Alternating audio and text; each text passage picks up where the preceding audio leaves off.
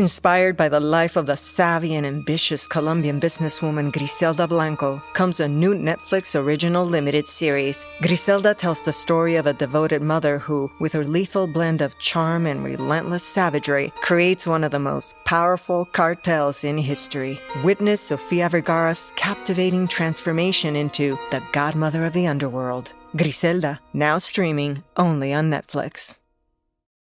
Last week on Fill in the Blanks, I wonder if we're really setting them up to be overwhelmed by what's happening in the world. The conflicts I had to manage when I was in high school were real conflicts. There might have been a kid who was like, I don't know, kind of a bully threatening me that I had to worry about maybe, I don't know. I had issues with my parents. I played sports, and I had to think about my friends or relationships. But those were real conflicts, and they were limited. The conflicts that they may think they're in could be any number of things that are happening around the world: drought, famine, political unrest, body image, school shootings, any other number of things they're seeing on social media. They're not real conflicts in their lives, but they are to them.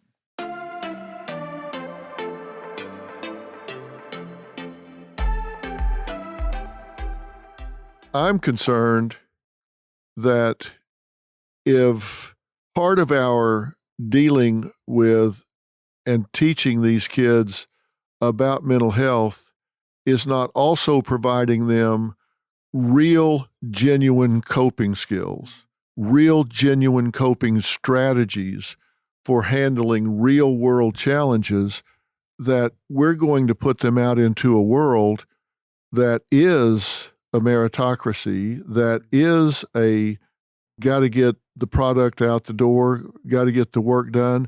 They're going to eat them alive. Or they're just going to be consumers forever, right? Because Exactly. it's just setting up that system. Yeah. And there are programs that do really a great job with that. Common Sense Media is digital literacy for young people of all ages, and starts that program really young too. We use that program at our school because they do a great job. The hardest thing, as you know, though, is that period between 12 and 25, with that second largest period of brain growth, where the brain's being flooded with dopamine. These phones are as addictive as heroin. And social media and all these other things, they just tap into, they hire some of the best neuroscientists in the world to find out how to be even more insidious to the dopamine hit that people are getting as they're going through this phase. So then in that way, I always joke with people that being an adult is really either undoing adolescence, that 12 to 25 period, or reliving it, depending on your level of self-awareness, right? And that's really what we do. We're either undoing it or reliving it. But it's such a critical time period of brain growth that does set the neural pathways and habits and coping skills for them for life. And it speaks to your point of why it's important to teach it. This is Jess Betancourt, the host of DNA ID, the only true crime podcast that exclusively covers cases solved using forensic genealogy. DNA ID goes behind the headlines to answer your questions about this remarkable new crime-solving tool, how it works, how cases are selected, why the cases were unsolved for so long, and how the justice system is addressing it. I include input from law enforcement to give you the inside scoop that we all crave, with a straightforward, no-nonsense delivery. You can find DNA ID on any podcast platform. Episodes come out weekly on Mondays. I'm Katie Maloney, I'm 37, a divorcee, and I'm out here falling in love every day with myself. And I'm Dana Cathan, 33, former needy mess, and delusional Leo, but I've never been happier. Never been happier. You know that. Good. The foundation of this podcast is for people who want to live their life unapologetically. It's a safe space for anyone who's going through a transition in their life or just dealing with the regular bullshit. It's a religion. We're not saying that we're looking to start a coven, but that might be why we started this podcast. But we're not saying that. Join our cult. Community. The coven. Religion. Okay, let's just stick with community. Listen to the podcast. Listen to the podcast. Yeah, and the problem is these phones, they're essentially a variable ratio reinforcement schedule, which is the most addictive and the most difficult to extinguish because they don't know. I just put up another picture, maybe I'll get more likes, maybe I'll do this. They don't know when they're going to get paid off. They just keep trying and trying and trying. And they actually get depressed if they put up a picture and it gets half as many likes as the one before. They have a reactive depression to it. Then God forbid, some troll gets on there and starts telling them to kill themselves. You're fat, ugly, dumb. I've always said the number one need in all people is acceptance, belongingness. The number one fear is rejection. This happens so much on the internet, perceived by them. These kids have this need to be loved by strangers. And that's a real dangerous thing when you give your power away to this faceless mob that can turn on you at any second. I really wonder what we're doing or what we can do to toughen these kids up enough that they keep their own power and not give it away to this faceless mob of social media people. We call it social media. I really wonder if it's social needia, because I think they're so needy on there that they just become addicted to this reinforcement that can be so fickle. One thing that we do in the classroom, at least, is give them real, actual scenarios that they're going to have to deal with and talk through how they can manage it differently and manage it better. I think a lot of times people think like school curriculum is just all these like lectures and, you know, kind of talking down to people and stuff like that. I think the most effective thing I've seen with students is putting them in real situations. In one of the units we have when we talk about substance use, I'll break students into small groups. I'll walk around and be like, you've all been drinking at a party. This kid's passed out. You, the people who aren't passed out, need to discuss what you're going to do about it. And then we're going to talk about what your options are, because we have to move past this point of hoping that they're going to get these lessons or hoping that if they see a PowerPoint or a lecture, it's going to work. We have to start putting them in, hey, here's a situation. Here's what your friend's going through. Here's what you're going through. What are we actually going to do? And then to your point of making them tougher, giving them the exposure without them actually having to go through with it so that when they are in that situation, they're better prepared. Yeah, makes a huge difference. I love what you're talking about in small groups. We've had some experts that we've worked with on teaching kids about taking care of themselves safety-wise, and they teach them how to yell for help and do the different things. And they said the number one thing that made a difference in those kids actually being safe if someone tried to abduct them was if they role-played it with their parents. They would tell them to yell, like, help, help, this is not my daddy, or fire, anything that made it distinctive. They were to drop to the ground and start kicking, do anything that made them hard to get a hold of. And unless and until the parents went out in the yard with them, tried to grab them and had them start screaming and kicking and dropping to the ground and rolling, that once they had done that 4 or 5 times, they didn't freeze up when it actually happened, that they have to actually role play it. Yeah. Well, I mean, the other thing it does too, if you think about the small group dynamic, it's also teaching other kids how to speak up and what to do in those situations too. Because the reality is, especially when it comes to social media, a lot of kids do face shame and embarrassment, so they may not share it with their friends. And then if they do share it with their friends and their friends don't actually know what to do, then okay, they're sharing it and someone's not even going to know what to say. It goes back to the conversation we were having about my students who are taking on talking people out of suicide or talking people down from suicide. If that person now gets a chance to talk about this and understand it, then someone else in their life is going to be like, hey, this isn't okay. Hey, this needs to change. Hey, what can we do? Who can we talk to about this? Because this isn't right. And I think the thing that we really underestimate about schools in America, we hear so many bad things about schools in America. And we hear so many bad things about education. And we hear so many bad things about, you know, what students are going through and teachers and parents and everything. The one thing that is guaranteed in every single school in this country is that there is a few, more than a few adults who care, who really genuinely are there every day of however long their career is because they care about kids. And what we're not doing is giving those adults the information that they could actually use in a classroom or in a curriculum that would make a difference.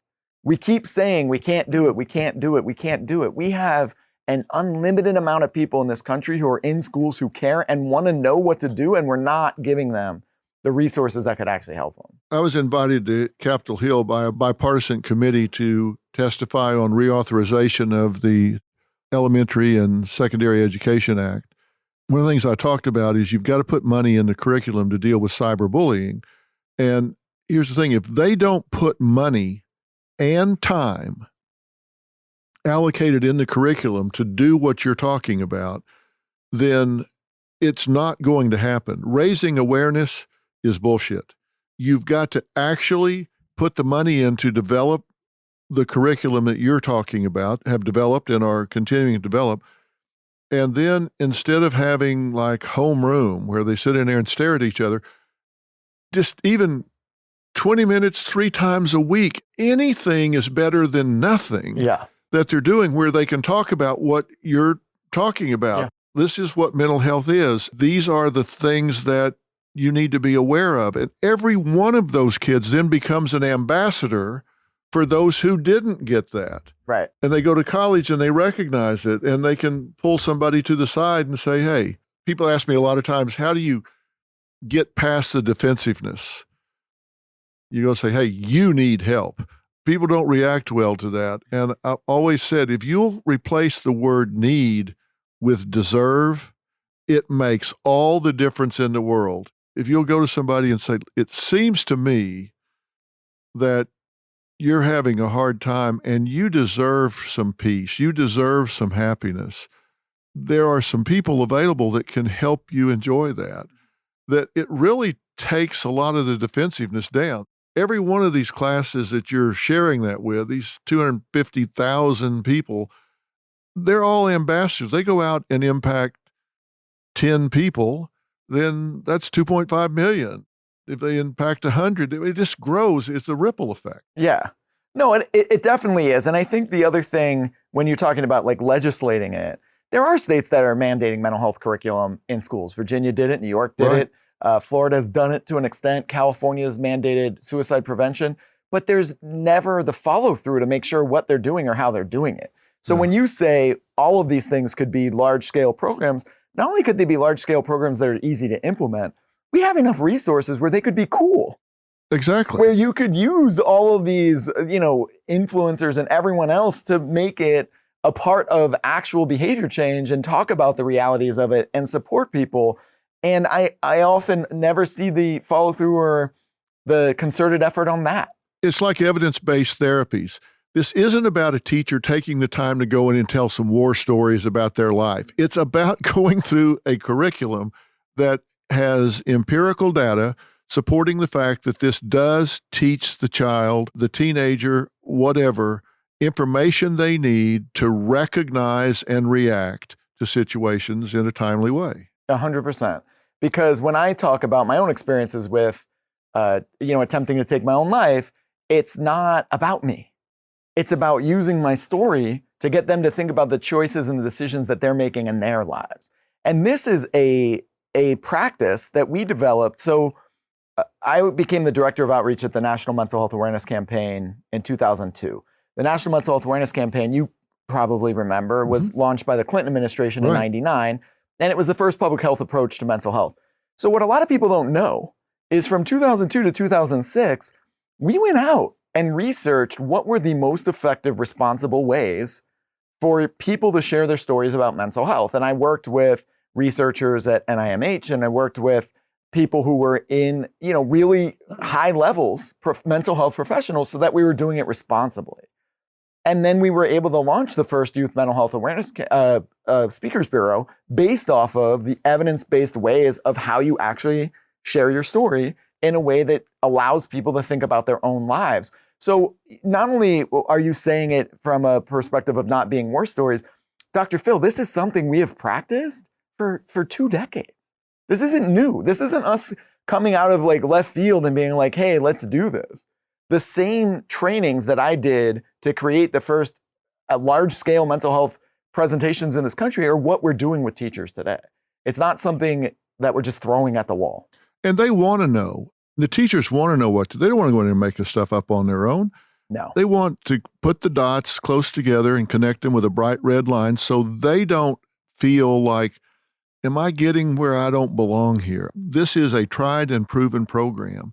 I was reading a study, you've probably seen it, but it was published in the Biological Psychiatry, Global Open Science, and they compared brains of young people pre and post pandemic and have determined that these teen brains aged during the pandemic at a much faster rate than for a like period when they did not go through the pandemic, and not in a positive way. It isn't that they matured. Yeah, right. They didn't myelinate their neural pathways. No, they aged, and they compared scans of the physical structures of their brains before and after the pandemic. And they knew going in that they had higher levels of depression and anxiety and fearfulness, but what they didn't know was the effects of the brain. And so they looked at MRI scans. They found thinning of the tissues in the cortex, which, as we know, is the planning and executive function and all foresight, the ability to see the consequences of their action. When they really dug down, they saw changes that can result in higher risk of cancer, diabetes, heart disease, a lot of things because of how the brain is reacting. So this is not something that is likely to cure up in a short period of time. Now, the brain is very resilient. There's no question about that. And with the proper kind of nurturance and good sleep and good nutrition, these brains potentially can recover. That's why I say this is a longitudinal problem. If everything that we can do to support them behaviorally, mentally, and emotionally is going to support recovery brain-wise, it just all fits together. My question to you is, we started talking about the tech happening. Do you know Dan Siegel by any chance? Of course. He's on our advisory board here and is a really valued colleague of mine.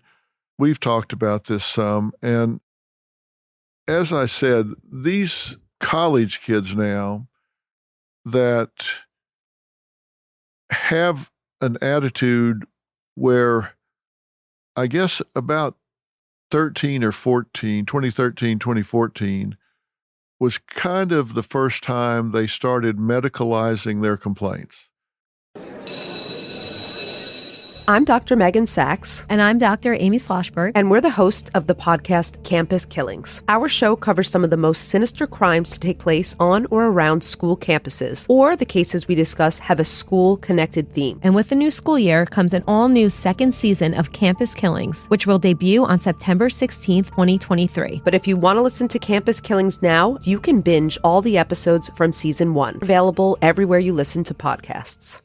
We've all seen the headlines in the news of how someone lost their life in an act of cold-blooded murder. And while it's sad and grabs your attention, most people go on with their day without giving it another thought. But have you ever stopped to think about the life of the person at the center of the news story? They were more than just a headline or a statistic. They were someone's loved one or friend. I'm Mike Morford, and my podcast, The Murder in My Family, dives into some of those stories to help listeners get to know the person who was lost and how their death affected those closest to them. Listen to The Murder in My Family everywhere you listen to podcasts. There are well over 100 episodes to binge on now. They started saying, this professor said some things I disagreed with that hurt me, made me feel unsafe, made me whatever. So we've seen more professors dismissed from student complaints in the last several years than we've seen since the McCarthy era from students complaining. Now, I haven't studied these on a case-by-case basis, although I've looked at several. Not all professors are great. Some of them probably cross some lines, but a lot of them it was ideological. It had to do with asking students to take the law enforcement side in the George Floyd situation, or a side that was contrary to their core beliefs, which I thought was how you learned, how you resolved cognitive dissonance, how you looked at the other side, how you broadened your scope. And studies show anywhere between 15 and 30% of students think it's okay to yell down a speaker on campus that you disagree with. Stunning to me. Yeah, it's a big change. Yeah. A big change. Are we coddling them too much?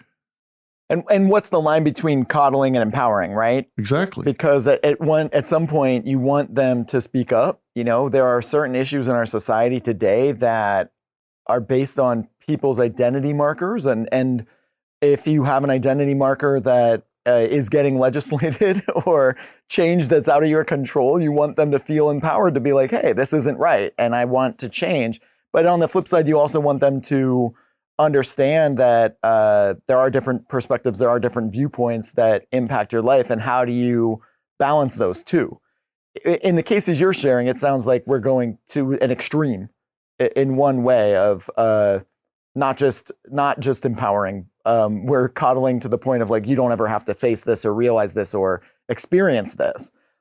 I know that at UCLA's College Counseling Center, there are 54 college counselors now. And most of the concerns that come in are not about mental health disorders. They can't talk to a roommate. They can't ask someone on a date. They don't know how to manage basic life skills.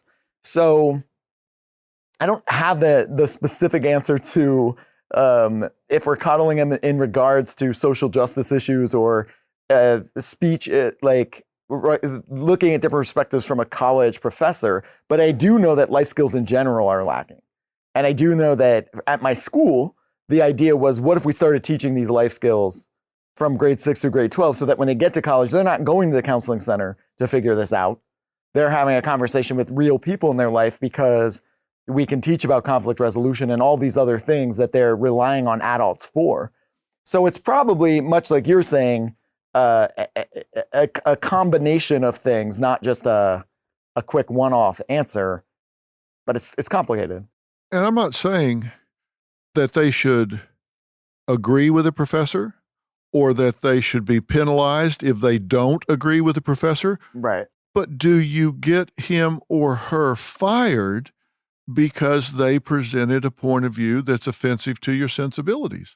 People ask me a lot of times, what would I say is the job of a parent? There's 1,000 ways you could describe that, but I think one of the broadest ways is to prepare the child for the next level of life. Yeah. When they're in kindergarten, you're preparing them to face the challenges that you face in kindergarten. But when they move up the ladder and they're having to be more independent in their study and stuff, that you prepare them to be more responsible and organized. And when they start getting into social situations, you really want to focus on their self-worth and their self-esteem, but you're preparing them for the next level of life. And right now, I wonder if some parents and universities are failing to prepare these young people for what the world is going to expect, because whether you like it or not, this still is a meritocracy. They're going to be competing, and if they're not willing to do things that don't fit their ideological value-based position, they could wind up in a pretty menial job if they don't have the flexibility to not change their views, but accommodate those who disagree. There's also a difference between canceling and calling in. Right. And when I have these conversations with my students, they know these differences really well. And they'll say, in a lot of ways, canceling one doesn't always exist because somebody ends up somewhere, right? But the aspect of calling someone in can lead to more restorative healing than just removing someone entirely. Obviously, if someone does something egregious, I think we both agree, like that's just, there's no place for that. Right. But what you're saying of preparing them for the future, if we set up a system where everyone thinks if I complain about this, then I'm not going to have to ever see it in my life, we're not setting that person up for success. And when you talk to, especially when I talk to young people who are victims of this in different ways, because gender dynamics play out in a specific way, especially in middle schools and high schools, a lot of times they do want that person to be called in, and they do want them to understand so that that person also grows for the future too and understands, oh, I wasn't aware that that's not something I can say. Now, obviously there are cases where someone is more than well-versed knowing that they shouldn't say that thing and they say it. So I think that at least my experience with this younger generation is that they do want to have an opportunity to talk this out and see what can happen. You're talking about when a system of structure or power takes even that away from them and just says, we're removing this person. And that's problematic. Yeah, that is problematic. I've always said, I don't think we should have a cancel culture. I think we should have a counsel culture. Mm. I try to have both sides of issues on my platform here and give everybody an opportunity to speak their mind to a limit. I'm not going to have KKK hate mongers on here. That maybe is the other side, but they're going to have to go somewhere else to shows have done that to talk about that. Yeah, that to me is just sensationalizing, and I'm not going to do that.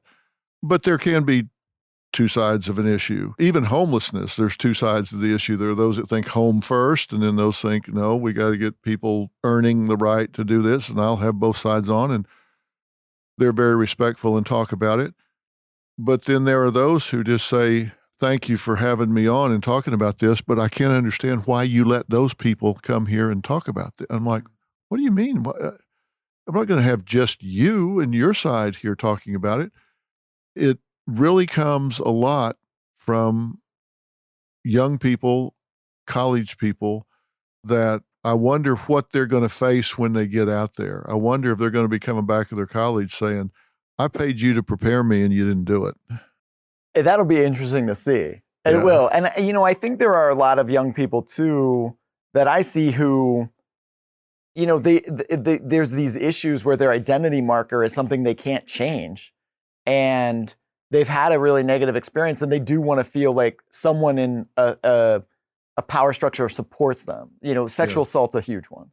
And sexual assault on college campuses have gone up significantly. There's a great organization called It's On Us that tries to prevent sexual assault. And when I have conversations with, especially young women, the amount of young women who've been sexually harassed by 7th grade is shocking. And we almost normalize it to a point where they're kind of told like, well, this is the society you live in, and this is what you're expected to just stomach or take. So I do think there's this growing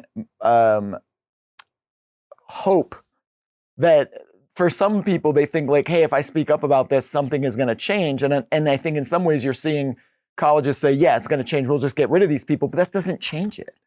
That doesn't change their experience of being sexually harassed at such a young age, or having people be sexually assaulted with no consequences. So I'm choosing just a specific issue here. You were talking about political ideology. I think that this is that line between coddling and empowering. I want the students I see to be speaking up and taking action in the ways they are, but it can't go so far where it's taking away someone thinks they're solving the problem, but they're not actually solving the problem. They're not even addressing it. I had a company called Courtroom Sciences, which was a trial science firm. We would help with trial strategy, do mock trials to test cases. During mock trials, I would often ask to role play the opposing counsel and argue the other side. And we sometimes went through thousands of mock jurors a year in different cases. I found real fast, I didn't really feel prepared for trial until I had learned and argued the other side's case. Let me tell you, everybody has a great case in the conference room, but you get out there in the courtroom and have to defend it and argue the other side. You go, oh, hadn't thought about that. I'd be representing a Fortune 100 company. They're getting sued, and I had to then argue the plaintiff side against them. And only when I learned that did I find out where the rubber really met the road in that case. I would come away saying, I understand their case now better than they do, and they're not making their best arguments, thank God, but I understand it. And I really wonder if we have a generation now that's willing to do that, willing to look at the other side's point of view. Yeah, I think that that's a lot of them are. I think one thing that I see happening, at least, especially in the power dynamics, is there's far more representation of marginalized groups in our society today than ever before. Ever before. What I see happening from people who have privilege and power, they're interpreting representation as oppression to them. you always hear the statement of equality for some people in power or privilege feels like oppression. They don't have equality. These marginalized groups are just getting representation. They don't have equality. And there is a feeling, I think, from privileged and powerful people that this representation is oppression to them, that how dare they have to acknowledge this other marginalized group, whatever it is, race, ethnicity, gender, sexual orientation. And so I think to kind of balance what you're saying too, you're seeing this Gen Z have more representation and have more rights than they've had in the past. And some powerful people are treating it as now it's oppressing them. How dare they ask for this? I'm not saying you're doing that. I'm saying there's a dynamic playing out where representation is feeling like oppression to groups in power. And when you talk about mental health, the mental health of young people who are in these marginalized groups is far worse than people who aren't in it. If you are Black, trans, and lower socioeconomic status, your mental health is going to be much worse than someone else. So I hear what you're saying. I think it all ties together, especially when we're talking about mental health advocacy. Yeah, if you're in the group you just described, you're double digit at risk compared to the rest of the population. Yeah. So you talk about what we can do in schools. One thing I do in my classrooms is I'll have students, so we'll put an identity marker on a white piece of paper, a big poster board around the room, and we'll put identity markers on there. So maybe it's by POC or white, male, female, woman, LGBTQIA+, abled, disabled, right? We'll put different identity markers on there. And then on Post-it notes, kids will have to list what is assumptions, stereotypes, or difficult about having that identity marker. And they'll be brutally honest. For white people, it'll be white guilt, whatever it is, or power or privilege, whatever it is. And they go around the room to do all these things. At the end of the class, I'll have them read out everything they wrote. And I'll let them, share what they want. And then I'll ask them, okay, what happens if you have multiple identity markers? Do you think you have higher stress or lower stress than these other people? And then they'll list the identity markers and they'll be like, oh, I guess if I had all these identity markers, my mental health would be far worse. My stress levels would be much higher. So I don't have all the answers to kind of what you're saying. I hear your concerns and I think they're valid, but I think it's also important to have students understand those layers of identity and how it affects your mental health. Oh, I agree 100%. What I'm saying is we need to prepare them to cope with what they're going to have to deal with when they get into the world. Because it is competitive, and we got to give them the coping skills, not just feed them to the machine, and then they get overwhelmed by all of those demands, judgments, exclusions, or whatever, and they go, I have no coping skills, which is why I was so fascinated by what you're doing. Yeah. Because I think that is what's giving them the opportunity to learn how to not give their power away, how to recognize when they're overwhelmed, raise their hand and ask for the help that they need. I'm not saying it's right. I'm just saying it's real. Yeah. We can change the world, but in the meantime, you've got to survive in it. That's the key. And we got to prepare them for the next level of life, and that's the next level of life. Well, let me ask you this in closing. Given that we do have so many more young people today that are experiencing pathological levels of anxiety, depression, loneliness, problems with mental and emotional well-being, what is your advice to parents to help keep these kids safe and to get them on as solid ground as possible? You got a bunch of parents listening right now. As the wellness director, what would be your best advice to parents? It's a couple of key things. Number one, know your family history. So, I think I was 27 when I sat down with my parents and asked, hey, did anyone else in our family have a mental health disorder? And I'm not even exaggerating. 18 minutes later, they stopped naming people. You go, hey, thanks for telling me. You're like, okay, so there's two parts of knowing your family history. One is if you have mental health disorders or addiction in your family, you need to be extra vigilant because that is one of the biggest determining factors of if your kids are going to have it. Yeah. And then after knowing your family history, know more about those disorders so that you can spot them earlier on. So that if you see outbursts in behavior that are persistent as a kid, well, like maybe it's bigger than just that emotional development or that milestone. So knowing your family history has to be first and foremost. What a good point. We don't think about that enough. We all know there's genetic predispositions, but we don't think about it enough. No. 3 of my grandparents were alcoholics. Yeah, what a great point. So, you know, the chances of me abusing substances, if I started at a young age, were really high.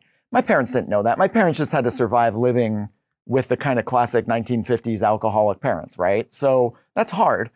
The second piece is, if you know your family history and you learn about these disorders and you can spot warning signs earlier, you really want to start a system where you can have conversations with your kid from a young age instead of confrontation. And that's hard. I think as parents, it's easy to say, do this, don't do this. And then you fall into that model from a young age, and then the kid grows up in a dynamic of either pushing back against it, back talking, whatever it is, or engaging in it. And one of the things I always try to do, especially with my students, is try to make them the expert of the issue that I'm teaching them. So if we're talking about vaping, instead of starting the lesson with don't vape, I ask them, what do you know about vaping? Who do you know that's vaping? You don't have to name names, but like, what do they do? Why do they vape? What's happening in that system for them? And then, are you vaping? And that is a much different dynamic where that kid gets to feel like the expert and is a part of the conversation. And then, I might still have to get to a point where then we're like, don't do this. Here's all the reasons why. But at least they feel included versus constant confrontation.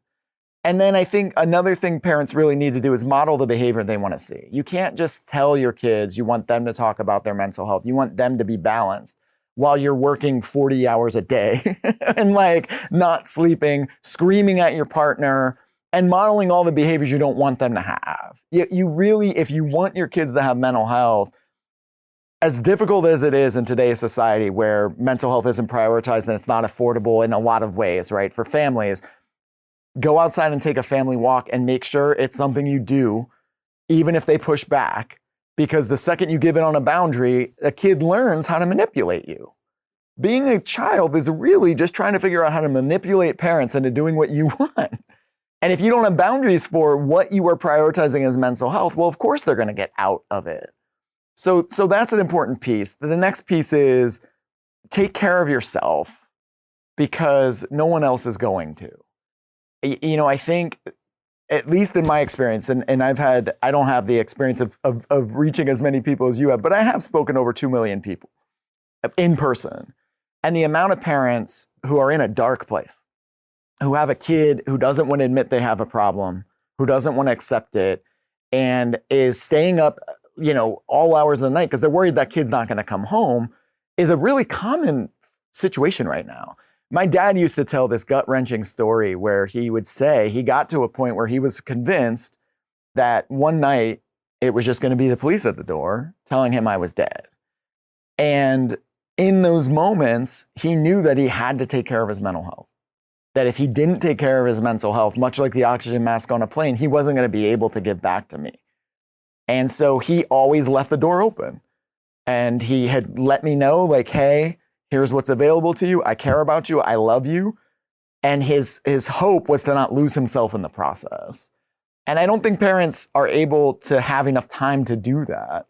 But it's got to be a priority, even if it's 15 minutes, even if it's 30 minutes of joy. And if you are in a marriage, a relationship, a partnership, taking time for each other too, so that you can maintain that partnership and not lose it amidst everything that's happening with the kids. My oldest brother has bipolar disorder and was in a psychiatric ward throughout his college experience. I had my own struggles, and my parents never stopped going on dates. They never stopped taking a 1 or 2 day vacation. They never stopped trying to maintain what kept them strong because they wanted to maintain that for the family. And yeah, sometimes it was strange, but for the most part, I get what they were trying to do. So that would be my advice. Know your family history, know what to look for, try to have conversations versus confrontations, model the mental health you want to see, and take care of yourself. Well, that's a damn good checklist. And I always tell parents, talk to your kids about things that don't matter. because you'll open those lines of communication, which you need when it comes time to talk about things that do matter. If they can talk about video games or sports or music or whatever, you don't want to talk to your child for the first time when it really counts. Get that line of communication open. And I always use the analogy, it's like when you go to the ER, what's the first thing they do? You hear them on TV all the time say, give me an IV with Ringer's lactate. That's just opening a line. So when you figure out what you do need, you can plug it in. Right. That's what you got to do with your kids communication-wise. Get the line open, and when it comes time to talk about something that matters, you've got an open line. Yeah. And don't be afraid to have those boundaries. Yeah, boy. You know, I think technology and boundaries for parents has really been a struggle because, you know, if you give the kid that device, you're going to probably get to sleep. Yeah. But the device can't be the parent. Yeah, we don't want electronic babysitters. We used to do it with TVs. Now we're doing it with the devices. Yeah. Can't be. Well, what a great, great conversation. I'm going to put this on the website. I'm going to take the things that you just said, turn them into a list, put them on the website so people can go look at them and have that list, because it is very prescriptive about what people need to do. And I'm so inspired by what you're doing in teaching these kids. And if there's anything I can do to help, you tell me. I appreciate it. Yeah. I'm inspired by what you're doing. That's what I told you that day when we were together. And I could spend 3 more hours talking to you. So I'm going to stalk you and get you back over here again. I'm ready. So we can pick up and talk more about this. We have this crisis right now, and I think it is an epidemic, and we're going to have to do something about it. We haven't even talked about the developmental issues that kids are having because of the academic gaps and what we're going to have to do to close that and what it's going to cause when it starts to obtain mentally and emotionally, and how kids learn about themselves and form their self-image and self-esteem. There are so many more things that we can talk about, but we'll do that in part 2. How's that? We'll hit that soon. I love it. Thank you so much for having me. Really, thank you for coming. Very, very helpful, very important. I love this conversation. Thanks. All right, guys, that's it for today. All right. Thank you. Wow, that was great. Sorry to keep you so long, but I just didn't want to take anything out. It's fine. You have such a depth of knowledge of all this stuff. It's super impressive. Really impressive to be able to manage everything you manage and know the specifics of like school. That's impressive.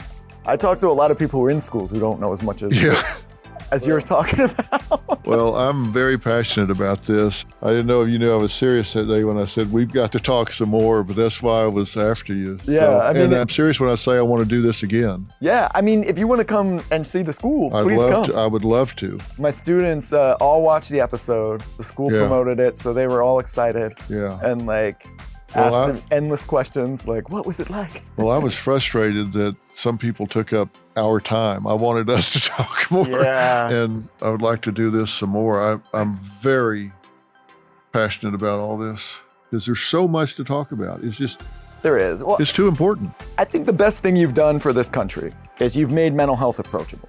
You are beamed into, you know, my aunt watches you, my dad's sister, she watches you every single day. And she said, like, you have taken these concepts that are so difficult for people to understand and you've made it relatable and understandable. And that's what I try to do in the classroom, is look at that model and how can we make this a part of education. So, you know, I think what you have blazed the trails for this in so many ways, and talking about how it can happen in the classroom is a natural bridge. So I appreciate it. People have promised me things endlessly over the past 20 years of me doing this work. You're the first one who's actually been like, I'm going to follow up and make it happen. Yeah. Well, I'm not from Hollywood. I'm not a let's do lunch guy. I'm from Texas, and I say, let's do lunch. I mean, let's no shit, go get something to eat. Here's food. Yeah.